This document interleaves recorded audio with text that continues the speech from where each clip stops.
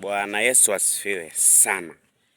Leo nataka tujifunze somo linasema kwa nini uamue kujenga imani yako kwa Mungu na neno lake. Kwa nini uamue kujenga imani yako kwa Mungu na neno lake? Watu wengi wanadai kuwa wana imani, ila wanagundua wakati wa matatizo na changamoto imani zao zinawafelisha. Kwa nini? Kwa sababu hiyo nagundua kuwa imani zao zilikuwa hazijajengwa kwenye msingi wa neno la Mungu. Imani yoyote ambayo msingi wake sio neno la Mungu, hiyo sio imani. Hiyo ni kitu kingine kabisa ambacho mimi sijajua ni kitu gani, ila sio imani. Yamkini ni matumaini. Kwa tafsiri yake, mtu ambaye ameamua kujenga imani yake juu ya msingi wa neno la Mungu na Mungu mwenyewe ni mtu ambaye ameamua kufanikiwa kwenye kila jambo. Kwenye kila jambo ambalo unatamani kufanikiwa, unatakiwa kujenga imani yako, ambapo msingi wake mkuu unatakiwa kuwa neno la Mungu. Neno la Mungu inasema hivi: kwa maana kwa moyo mtu huamini hata kupata haki. Chochote ambacho unataka kukipata, jambo la kwanza, haki ya kukipata inatakiwa kuwa imani. Haki, ukisikia ni haki yake kupata, yani anastahili kukipata hiko kitu. Kwa nini? Kwa sababu ni haki yake. Yes. Imani ndo inatoa haki ya mtu kupata chochote.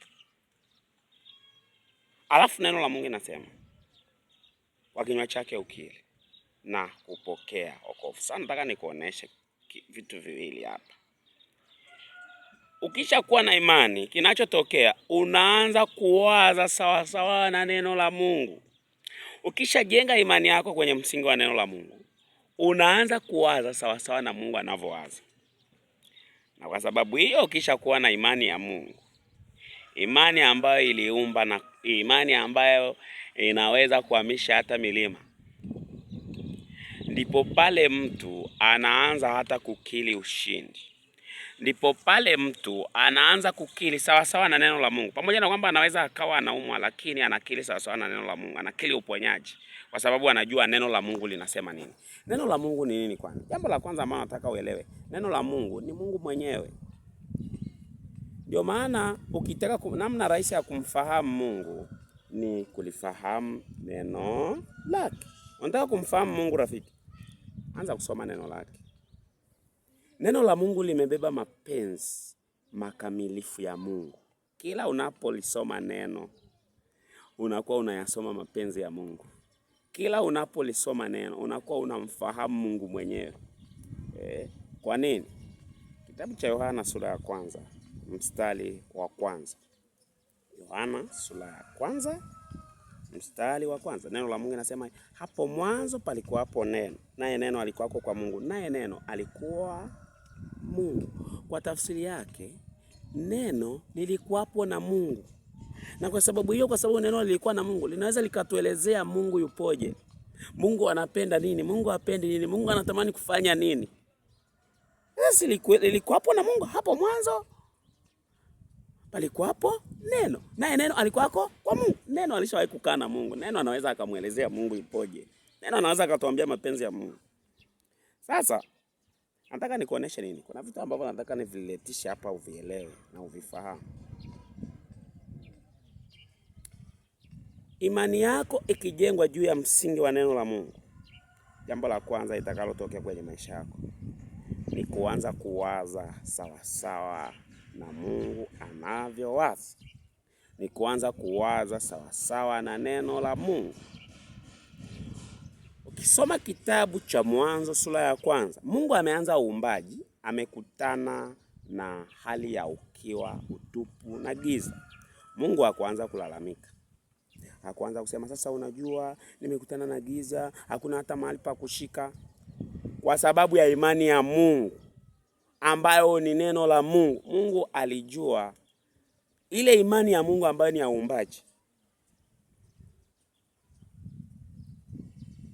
Akatamka, akasema iwe nuru, ikawa nuru. Ndivyo ilivyo hivyo hivyo. Mtu akishajenga imani yake kwenye neno la Mungu, yani msingi wako ukiwa ni neno la Mungu, kinachotokea ndo hicho. Ukipita kwenye matatizo, shida na taabu, unachokikumbuka cha kwanza ni neno la Mungu. Mawazo yanayokuja ni neno la Mungu. Hivi angekuwa Mungu angefanya nini hapa? Je, angekuwa Mungu angelalamika? Je, angekuwa Mungu angewapigia watu simu? Je, angekuwa Mungu angempigia mchungaji simu? Unagundua hapana. Angekuwa ndo sasa kama unasomaga neno la Mungu sasa ndo Mungu anakupa neno. Unakumbuka neno inakuja. Akasema na iwe nuru. Unasema na wewe iwe nuru. Neno linafanya. Ndio maana neno halijawahi kumwangusha mtu. Neno halijawahi kumwangusha mtu. Neno halijawahi kumwaibisha mtu. Neno halijawahi kushindwa mahali. Kwa maana yote yawezekana kwake yeye aamini.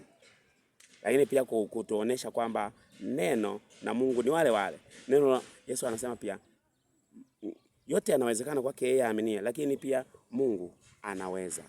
Yote yanawezekana kwa Mungu. Hakuna jambo lisilowezekana. Kwa tafsiri yake, imani yako ikishajengwa, unakuwa pia umeweza kushughulikia mawazo yako. Shetani anashambulia watu wengi kuanzia kwenye mawazo yao.